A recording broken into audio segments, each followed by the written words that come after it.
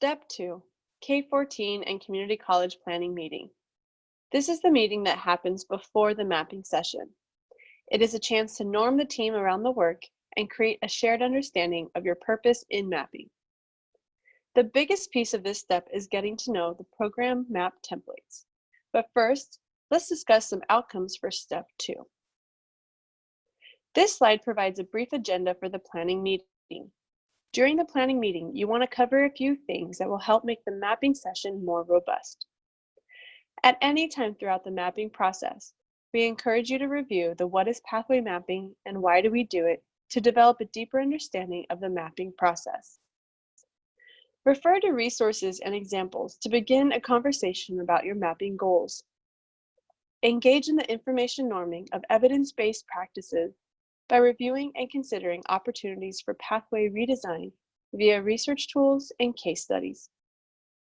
Review and adapt the mapping session agenda and objectives as discussed in Step 1. Plan a 3-hour in-person pathway mapping and action planning session. Lastly, determine the materials needed from attendees in order to map. This includes program maps, master schedule information, industry-based certification, and more. It is helpful to take some time to familiarize your team with the mapping templates so you know what information is needed to complete the various components. First, we have the community college map. A copy of this document can be found on the above link. This is what it looks like without pre-filling any of your programs and pathway supports. You may notice that there are various pieces of information to include in this map, such as labor market information, student supports, college courses, and more.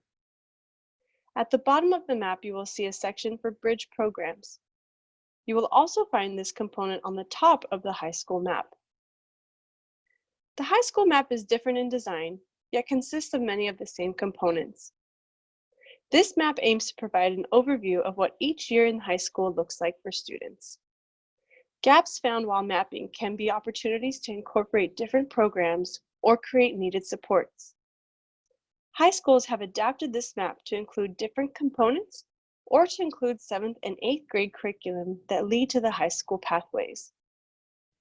Little hint, it is really helpful to specify the name of the school that the map reflects.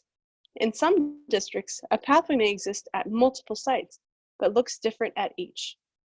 Keeping all documents titled and dated will support in keeping the information organized.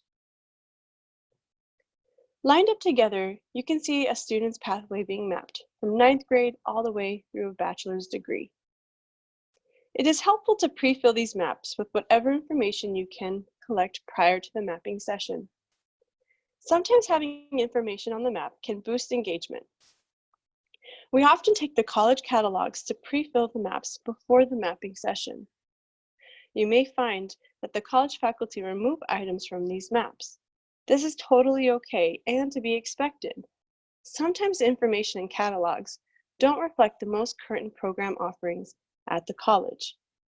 This is why it is most helpful to have full-time faculty or department chairs present for the mapping session.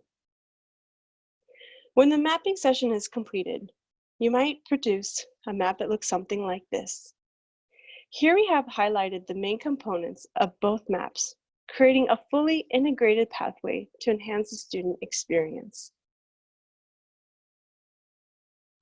This is an example of a completed advanced manufacturing and welding map from College of the Canyons. It is important to remember that programs sometimes change, and it will be necessary to review and confirm the map from time to time. In partnership with College of the Canyons, the William S. Hart School District completed their advanced manufacturing maps for 3 high schools that lead to the college pathway. Now that you've explored pathway maps, you are ready to move on to Step 3.